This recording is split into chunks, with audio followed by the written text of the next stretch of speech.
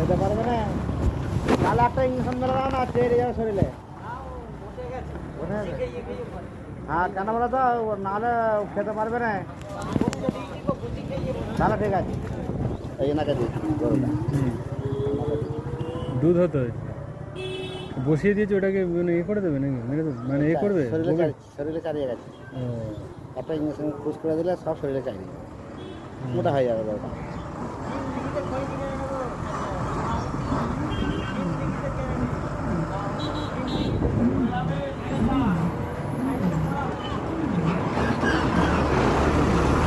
এইটা এ নয়, কোনো একটা কথা বলি, বিষয়টা আমি বলি, একটা গরু যদি থাকে সে দুধটা খেলে কত মানুষের ভরণ পোষণ হবে। হ্যাঁ, কিন্তু তাকে মানে যদি আমি বেড়ে ফেললাম তো সে শেষ হয়ে গেল, মানে তার আর কিছু দেওয়ার থাকবে না। তো এই গরুর গোবর জমিতে ব্যবহার হবে, তার উপকার হবে। তারপরে এর আমাদের বড়রা একটা আছে, খাটাল আছে, গোবরের কত করে বিক্রি হয়ে যায় না গোল সারে। ওটা ইঞ্জিনিয়ার, ও ওর কমসে কম 20-25টা গরু আছে, সব এই বেশি মাল নেই, জার্সি সব বড় বড় মাল।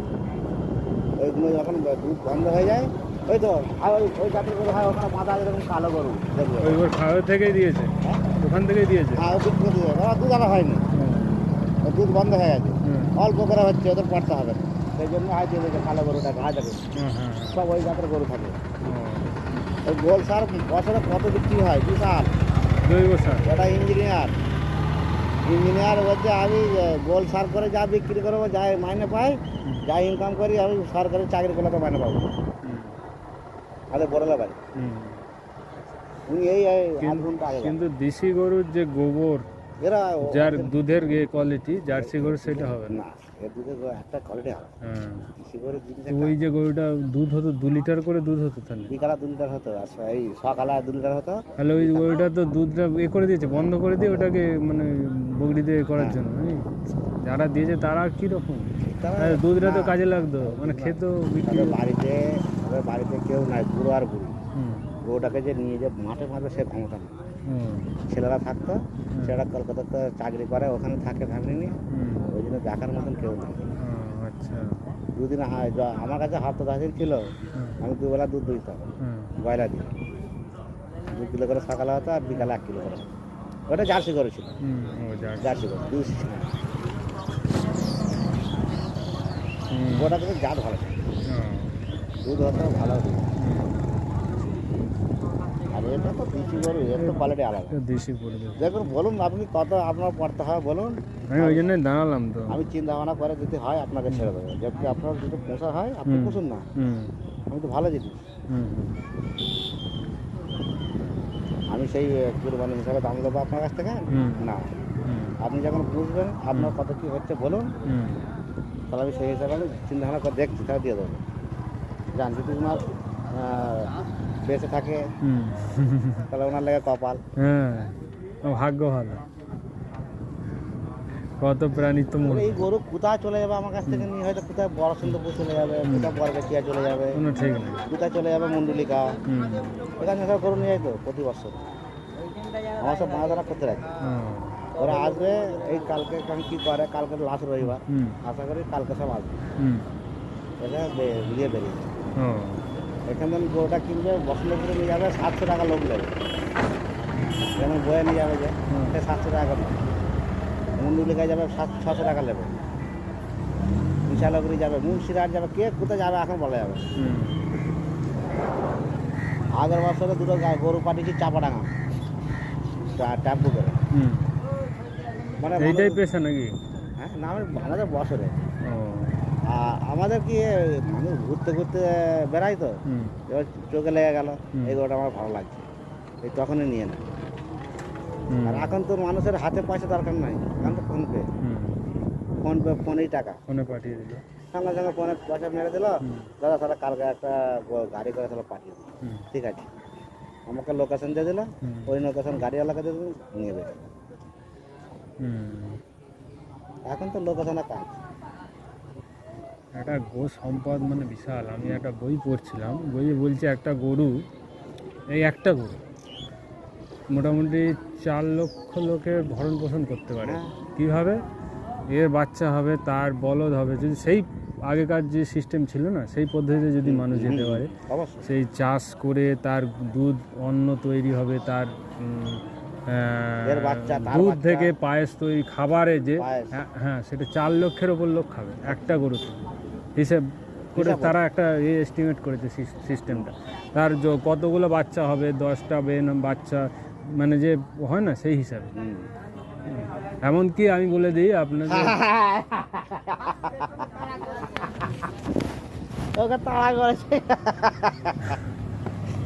এমনকি আপনাদের ইসলামে আপনি একটা শুনবেন ভালো করে, আমার কাছে ভিডিও আছে, ইসলামে বলছে দুধ আর ঘি হচ্ছে একটা ওষুধ, আর মাংস রোগ আনে, হুম।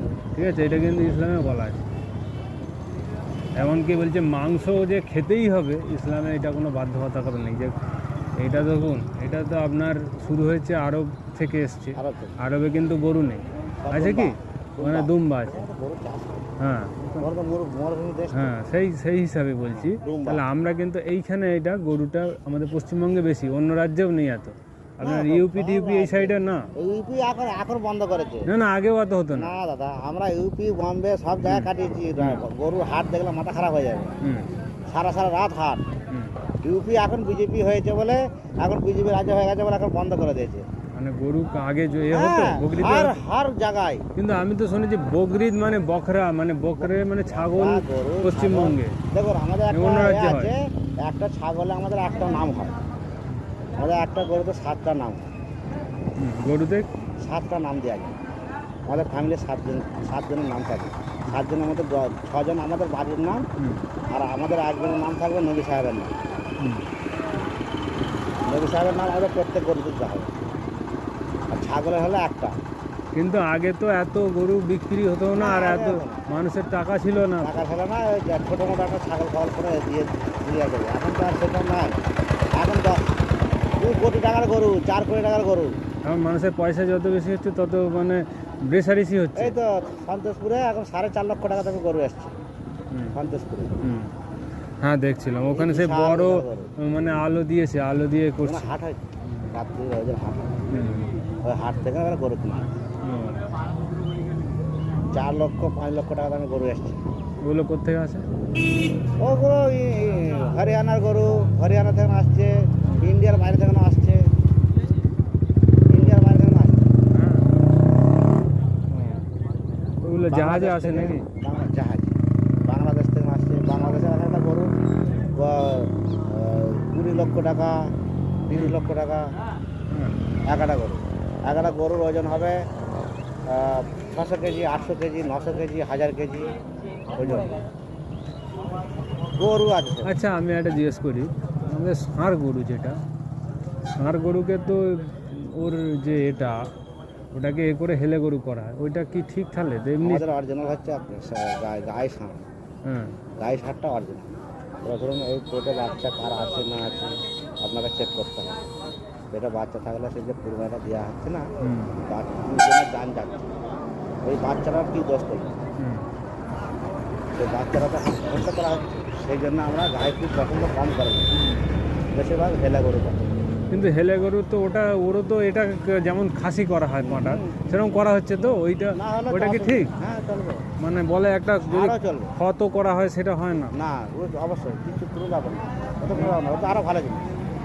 কিন্তু তার তো অরিজিনালি যে সিস্টেম বিরুদ্ধ হয়ে গেল তার, মানে তাকে তো আমাদের সারও চলবে, সারও চলে, প্লাস হেলে গরুও চলে। এটা আমার অরিজিনাল গাড়িটা অরিজিনাল চলে না, হুম, কিন্তু গাড়ি দিক চলে। মানে গাড়িকে নিয়ে চেক করতে হয়, হুম, তার পেটে যদি বাচ্চা থাকে তা সেটা হবে না।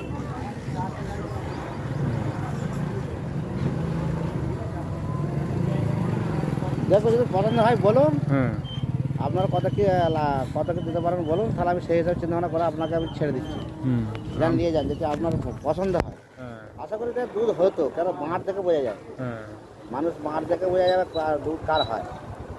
তাই তো। এই গরুটা এখন দুটো বেন হয়েছে, এখন এর বেন অনেকগুলো বেন, বাঁচা এখনো তো এর আছে, সময় আছে। এখন অনেক সময় আছে। হুম, এই তো 2 বেনের গরু।